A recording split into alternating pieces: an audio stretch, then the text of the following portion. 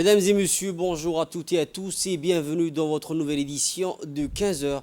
dont voici les principaux titres de ce journal. Aux nouvelles du pays, lancement du programme de renforcement des familles. Et en actualité internationale concernant le climat, une grande mobilisation à travers le monde pour exiger des actions contre le réchauffement.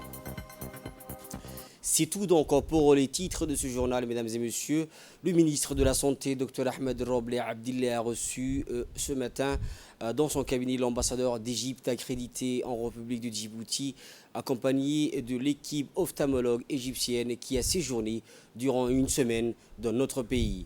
Pour rappel, la mission médicale égyptienne a réalisé des consultations et des examens pour l'acuité visuelle pour les élèves des lycées de Djibouti et a pris fin officiellement hier matin au lycée de Balbala avec plus de 600 lunettes de vue.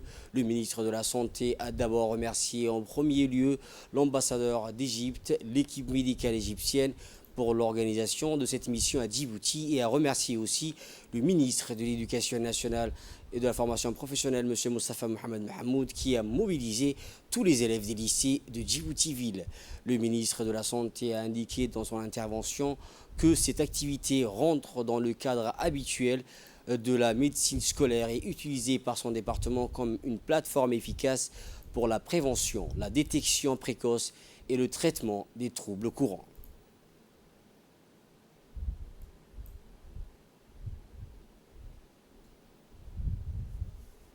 Le ministre de l'Éducation nationale et de la formation professionnelle, M. Moustapha Mohamed Mahmoud, a reçu aujourd'hui la visite de la secrétaire générale de la FIFA, Mme Fatma Samoura. La rencontre s'est déroulée en présence du secrétaire général du MENFOP et du président de la Fédération djiboutienne du football. Après un mot de bienvenue très chaleureux, le ministre s'est dit particulièrement fier et heureux de cette visite très opportune pour renforcer la qualité du football national. Les sports scolaires et les tournois de football inter-établissements scolaires sont des viviers où les talents de demain doivent être détectés précocement, a-t-il déclaré. Un enthousiasme partagé par la secrétaire générale de la FIFA, Mme Fatouma Samoura, qui s'est dit honorée de revenir à Djibouti où elle fut représentante du PAM durant 5 ans. C'est un vrai plaisir de revenir avec une autre casquette et de pouvoir travailler à la promotion et au développement du football djiboutien, a-t-elle dit. La FIFA désire apporter un appui plus conséquent avec la fourniture d'équipements de football à la Fédération djiboutienne de football, mais aussi la viabilisation des terrains de football qui seront revêtus de gazon. Elle a par ailleurs évoqué avec le ministre les nombreux challenges et les opportunités qui s'offrent au football djiboutien avec les nouveaux projets de la FIFA qui ambitionnent de lancer un championnat interscolaire au niveau du continent africain avec l'appui de la Confédération africaine de football et l'Union africaine. Il s'agit d'une sorte de Ligue des champions de football entre les meilleurs établissements scolaires des pays africains qui permettront de faire éclore les talents et les préparer à embraser des carrières footballistiques dans les plus hautes sphères. Le ministre a accueilli cette nouvelle avec beaucoup d'exaltation et s'est dit prêt à travailler avec la FIFA sur ce projet. Nos établissements scolaires pratiquent déjà un championnat de football dans le cadre du sport scolaire et ce serait un véritable défi pour donner à nos écoliers l'occasion de s'exprimer sur les terrains de football à l'échelle du continent et de se mesurer avec les compères africains, a-t-il dit en substance. Les deux personnalités enfin donc ont ensuite échangé sur les grands chantiers qui attendent le football africain et djiboutien. En particulier, ils se sont accordés à engager un travail collaboratif très poussé. Le MENFOP et la Fédération djiboutienne de football vont désormais s'atteler à ce chantier de promotion du football scolaire. Écoutons à présent la secrétaire générale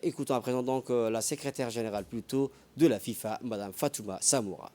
L'objectif principal de ma rencontre aujourd'hui avec le ministre de l'Éducation nationale, c'est d'abord adresser tous les remerciements de la Fédération internationale de football, l'association, pour la collaboration exemplaire qui le lie son ministère et la Fédération djiboutienne de football.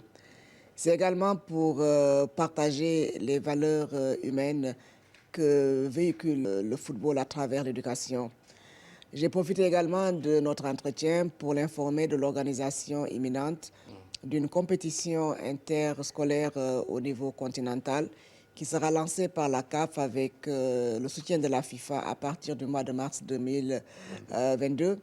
Et cette compétition permettra aux 54 fédérations membres de la CAF de pouvoir compétir au niveau des catégories de moins de 16 ans. Et ce sera chaque année. Et comme Djibouti a déjà commencé un championnat scolaire depuis 8 ans, Djibouti pourrait également servir d'exemple et également de modèle pour les autres pays africains qui n'ont pas encore ce type de championnat scolaire chez eux.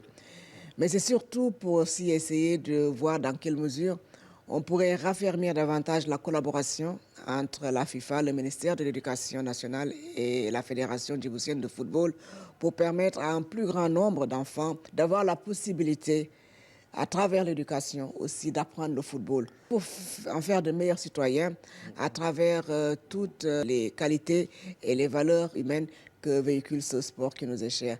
Lorsqu'on est sportif, on devient plus alerte, on a un esprit beaucoup plus vif et beaucoup plus rigoureux et surtout on apprend beaucoup de choses. On apprend à être discipliné, on apprend à gérer les victoires mais également les défaites et on apprend surtout à respecter l'adversaire et surtout la diversité.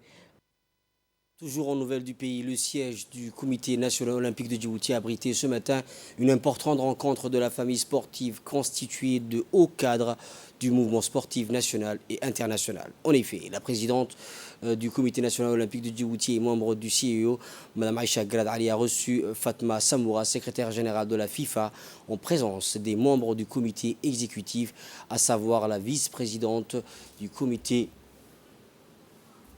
du comité national olympique de Djibouti, vice-présidente aussi de l'ACNOA et présidente de la Fédération djiboutienne du taekwondo, la vice-présidente du comité national olympique de Djibouti et présidente de la Fédération djiboutienne d'athlétisme, la vice-présidente du comité national olympique et présidente de la Fédération djiboutienne de Dakaïtouriou, la trésorière du comité national olympique, le président de la Fédération djiboutienne de football, ainsi que certains membres de la fédération. Cette rencontre s'est inscrite dans le cadre de la politique de la promotion du sport féminin entamée par la FIFA en ligne, droite des actions prioritaires du CIO. Madame Samoura s'est déclarée satisfaite du travail entrepris par Aïcha Grad dans la promotion du sport général et du sport féminin en particulier. Quant à Mme Aïcha Grad, elle remercie aussi son invité pour sa visite et appui apporté pour le développement du sport djiboutien, mais aussi pour son plaidoyer pour un meilleur investissement dans le sport. Toujours en nouvelles du pays, mesdames et messieurs, c'est avec un grand honneur et beaucoup d'émotion que le chef d'état-major de la gendarmerie nationale, le colonel Zakaria Hassan Adan, a accueilli ce vendredi 5 novembre une délégation de la Fédération djiboutienne de football conduite par son président, M. Souleymane Hassan Ouaberi, à l'occasion de la visite à Djibouti de Mme Fatma Samoura, secrétaire générale de la FIFA au centre d'instruction Cheikh Moussa. Cette visite s'inscrit dans le cadre d'une visite d'inspection du nouveau terrain de football mis en place.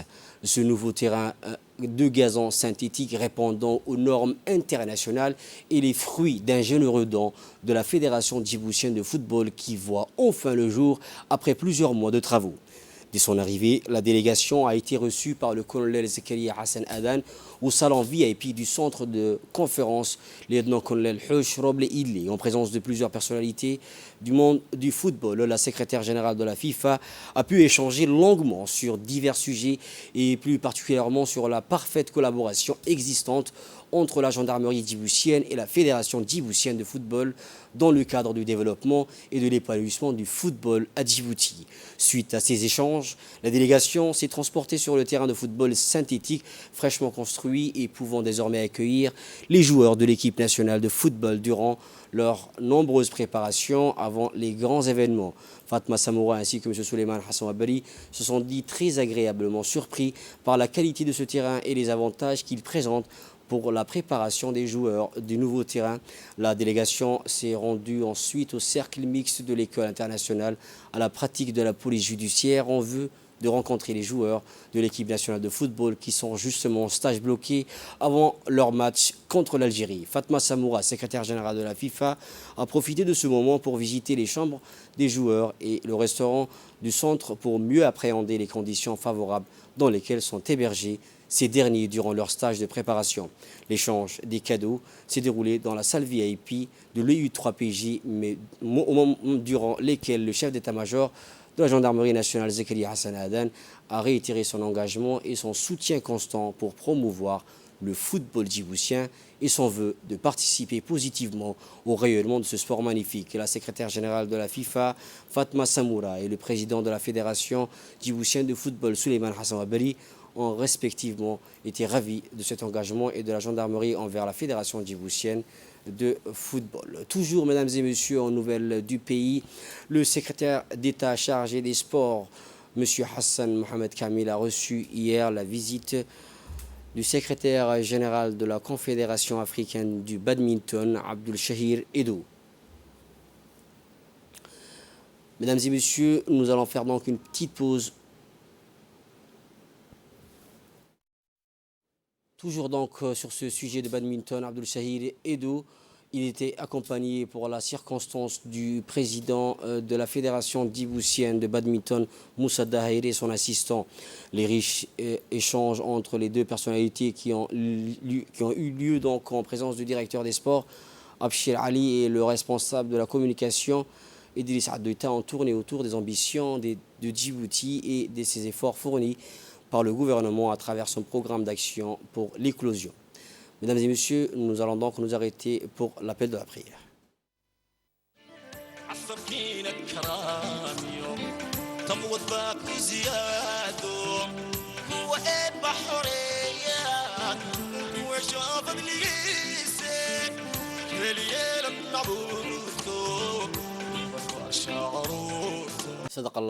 Toujours en actualité nationale, le SOS Village d'enfants Djibouti, en collaboration avec le ministère de la Femme et de la Famille, a ce matin procédé au lancement du programme de renforcement des familles au Djibouti Palace Kempinski. Participer à cet événement riche en couleurs, outre le directeur général du SOS Village d'enfants Djibouti, la ministre de la Femme et de la Famille, Mme Mouna Ousmane Adan, l'ambassadeur d'Allemagne, M. Michel, le directeur du SOS Village à Tadjoura, les parents des enfants, les tuteurs, les associations communautaires ainsi que la société civile. Il s'agit à travers cette journée de mettre le point sur les réalisations et les perspectives du SOS Village durant ces 2 dernières années en faveur des enfants, de construire des familles pour les enfants qui ont un besoin, de prévenir l'abandon et de s'assurer que les enfants puissent grandir au sein de leur famille tout en bénéficiant du respect de leurs droits. Officiel du programme de renforcement familial qui va soutenir 200 familles, 1000 enfants et 400 jeunes. Ce projet est financé par la République fédérale d'Allemagne et en grande partie par la République d'Allemagne. Puis nous allons faire en sorte de mettre en place ce programme-là. Nous remercions le ministère de la Femme et de la Famille qui, depuis le début, nous a soutenus à nous aligner par rapport aux différents besoins et doléances des familles qui sont en besoin dans la commune de Balbala. Et nous sommes très heureux de venir accroître nos programmes au niveau de Balbala afin de soutenir, à améliorer la condition de vie des 200 familles, mais aussi de donner un espoir dans le domaine d'entrepreneuriat et d'employabilité à plus de 400 jeunes. Ainsi, seront aussi également soutenus plus de 1000 enfants. Nous sommes toujours présents à défendre les droits les plus élémentaires des enfants. L'ambassadeur allemand à Djibouti s'est déclaré lui aussi confiant quant à la réussite de cette journée. J'espère que les parents et les tuteurs ayant assisté à cette journée se sentiront informés, motivés et préparés à prendre l'avenir de leurs enfants et à respecter leurs droits à court, moyen et long terme, a-t-il ajouté. On l'écoute. La ministre de la Femme et de la Famille a pour sa part salué les efforts du SOS Village consentis en vue de créer un monde meilleur pour les enfants, un véritable travail de plaidoyer. Le SOS Village, en s'appuyant sur les preuves tirées de ces diverses interventions dans le domaine de la prise en charge du renforcement de la famille, a non seulement été à la hauteur de cette tâche, mais aussi fait preuve d'un travail salutaire, a-t-elle poursuivi. Pour moi aujourd'hui d'être parmi vous, pour cette journée de lancement des programmes de renforcement de famille. C'est une joie pour Djibouti de pouvoir aussi participer à ce programme de renforcement de famille qui est exécuté dans le monde entier à travers SOS Village. Et Djibouti en fait partie aujourd'hui. Comme nous l'a expliqué le directeur national, ce programme touchera un ensemble de 200 familles et 1000 enfants et 400 jeunes pour pouvoir les insérer dans le milieu du travail. Ce qui est important ici, qu'il faut retenir, c'est qu'on est en train de parler de la famille, on est en train de parler de la capacité de la famille. Et ce qu'il faut comprendre, c'est une famille saine, en bonne santé et dans un milieu favorable qui constitue une société saine, unie et qui peut avancer dans un développement durable. Et je remercie SOS Village pour pouvoir également prendre part à cette politique nationale du président de la République de pouvoir développer le capital humain djiboutien à travers une société saine pour que la famille djiboutienne puisse profiter d'un environnement favorable de développement. Je remercie également la République fédérale de l'Allemagne pour son soutien indéfectible et présent pour SOS Village, mais également pour toutes les politiques nationales concernant le développement de ce pays. Et en tant que ministre de la Femme et de la Famille, je souhaite que cette relation et cette coopération puissent durer, puissent toucher plus d'individus selon les objectifs voulus, faciliter le renforcement de nos capacités institutionnelles et pouvoir offrir ce genre de service à plus de monde et plus de secteurs.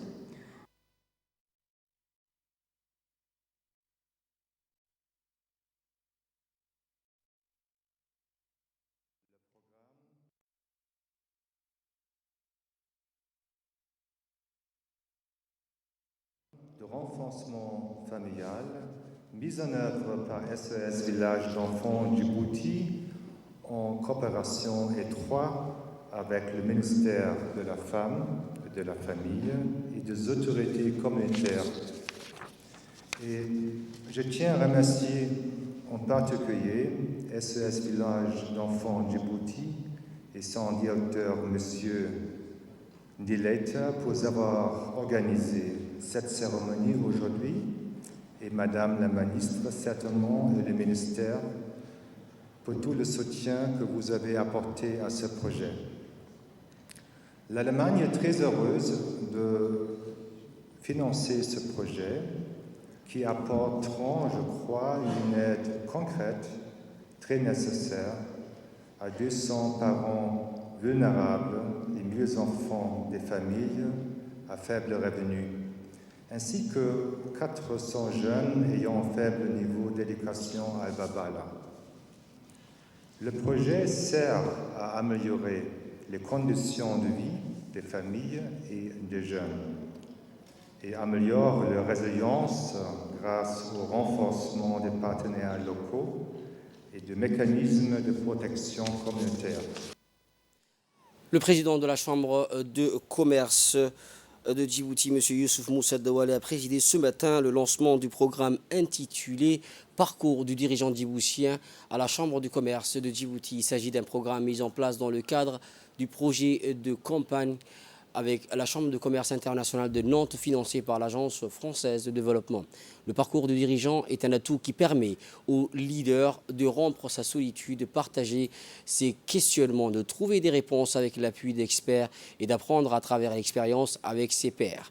Cette formation, labellisée par la Chambre du commerce de Djibouti, permettra aux patrons des PME de mobiliser et coordonner les moyens humains, financiers et matériels et logistiques nécessaires à la performance de leur entreprise. Animés par des experts spécialisés dans leur domaine et avec des chefs d'entreprise djiboutiens qui partageront leur expérience, cette formation permettra d'acquérir les outils nécessaires pour développer stratégiquement son entreprise.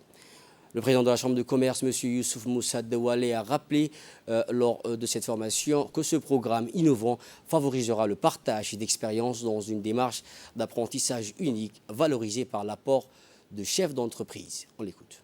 Le programme de formation innovant favoriserait le partage d'expériences dans une démarche d'apprentissage unique, valorisée par l'apport des chefs d'entreprise de la place.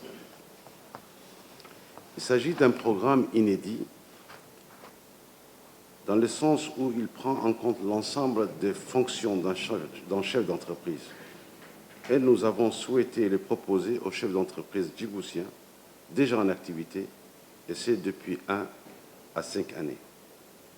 Ces dirigeants, à travers cette formation à forte valeur ajoutée, dont le coût est estimé par participant à environ 460 000 francs djibout, seront mieux armés dans les domaines tels que la digitalisation dans le monde des affaires, la gestion des affaires et la gestion financière, encore une fois, le leadership. Ces thématiques qui seront animées par des formateurs internationaux, nationaux et consultants professionnels permettront d'accéder à tous les outils et connaissances afin de saisir les opportunités du développement de leurs entreprises. L'un des atouts majeurs de ce programme est de leur permettre un réseautage, un partage d'expériences avec les pairs.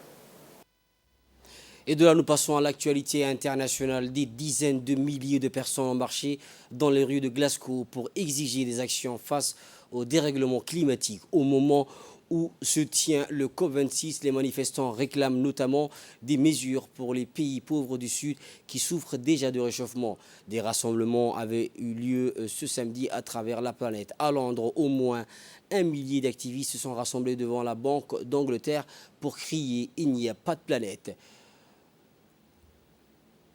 Le pouvoir, donc le peuple et les politiciens ne feront pas les gestes, ont-ils déclaré certains manifestants qui étaient donc mécontents de la situation du réchauffement climatique. Les militants avaient planifié de tirer jusqu'au Parlement un bateau comme symbole de réchauffement climatique. De son côté, la Turquie, qui souffre des sécheresses à répétition, a vu les activistes pro-climat descendre dans les rues du quartier commerçant d'Istanbul pour réclamer des mesures d'urgence. Mesdames et messieurs, c'est la fin de ce journal. Merci à vous de l'avoir suivi et excellente suite du programme sur Télé Djibouti.